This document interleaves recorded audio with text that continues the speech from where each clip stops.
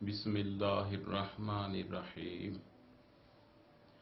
پاکستان بننے سے قبل پنجاب کے ایک گاؤں میں طاعون کی وبا پھیل گئی تھی۔ لوگوں کی درجنوں کے حساب سے اموات ہو رہی تھیں۔ اسی اثناء میں اللہ کا ایک بندہ بھی وہاں آ نکلا۔ اس نے کہا بیماری زحمت ہے، زحمت رحمت کی ضد ہے۔ جہاں اللہ کے حبیب صلی اللہ علیہ وآلہ وسلم کی سیرت کا تذکرہ کیا جاتا ہے، وہاں اللہ کی رحمت برستی ہے، اور جہاں اللہ کی رحمت برستی ہے وہاں سے زحمت اور بیماری جاتی رہتی ہے۔ چنانچہ رسول اللہ صلی اللہ علیہ وآلہ وسلم کی سیرت کے تذکرہ کی بدولت آبادی کو طاعون کی وبا سے نجات مل گئی۔ حضرت امام بصیری بہت بڑے شاعر تھے۔ بڑھاپے میں وہ صاحب فراش ہو گئے تھے۔ ان پر فالج کا اٹیک ہوا تھا۔ ایک دن خیال آیا کہ میں نے بڑے بڑے لوگوں اور بادشاہوں کے قصیدے لکھے ہیں، کیوں نہ رسول اللہ صلی اللہ علیہ وآلہ وسلم کی شان میں قصیدہ لکھوں۔ چنانچہ انہوں نے قصیدہ شروع کر دیا۔ اس قصیدہ کے چند اشعار کا ترجمہ کچھ اس طرح سے ہے کہ یا رسول اللہ صلی اللہ علیہ وآلہ وسلم، کائنات کے تمام علوم لوح محفوظ کے اندر موجود ہیں، اور یا رسول اللہ صلی اللہ علیہ وآلہ وسلم، لوح محفوظ کا علم آپ کے علم کے سمندر کا ایک قطرہ ہے، یعنی آپ کا علم سمندر ہے اور لوح محفوظ کا علم آپ کے علم کے سمندر کا ایک جزو یا ایک قطرہ ہے۔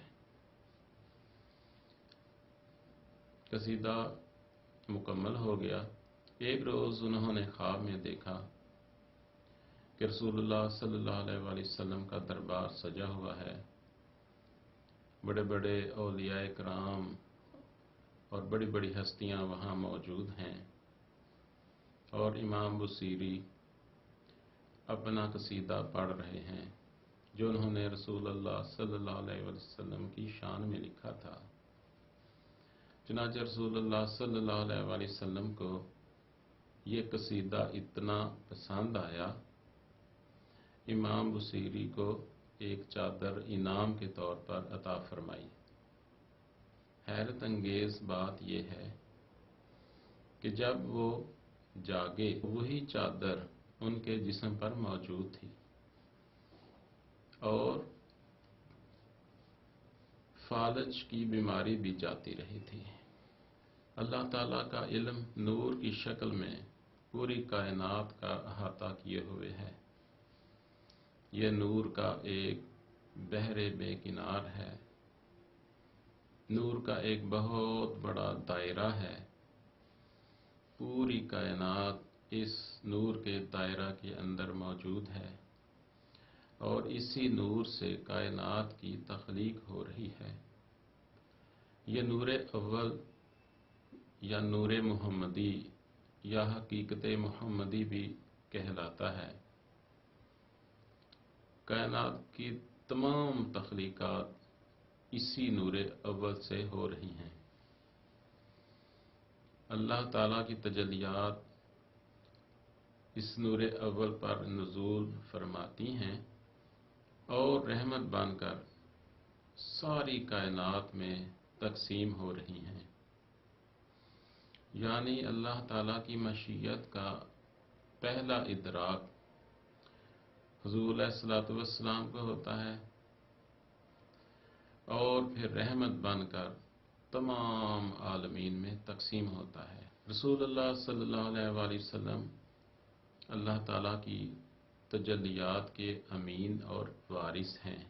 سورہ رعد میں ارشاد فرمایا، آگاہ ہو جاؤ کہ بے شک دلوں کو سکون صرف اللہ کے ذکر سے ہے۔ ایک جگہ ارشاد فرمایا، اللہ تعالیٰ اور اس کے فرشتے نبی صلی اللہ علیہ وآلہ وسلم پر سلام پڑھتے ہیں، اور اے وہ لوگو جو ایمان لائے ہو، تم بھی نبی کریم صلی اللہ علیہ وآلہ وسلم پر کثرت سے درود و سلام پڑھو۔ اللہ تعالیٰ کا ذکر دوام اور رسول اللہ صلی اللہ علیہ وآلہ وسلم پر درود و سلام زندگی کا ایک مایہ ناز اصول ہے۔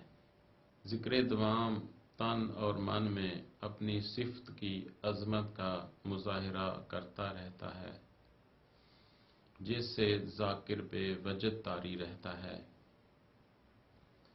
ذکر دوام اور آقا صلی اللہ علیہ وآلہ وسلم پر درود و سلام ہر نعمت سے اعلیٰ ہے۔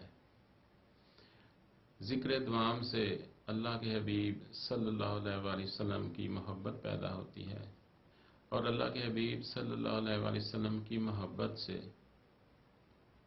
ذکر دوام جاری ہوتا ہے، یعنی دونوں لازم و ملزوم ہیں۔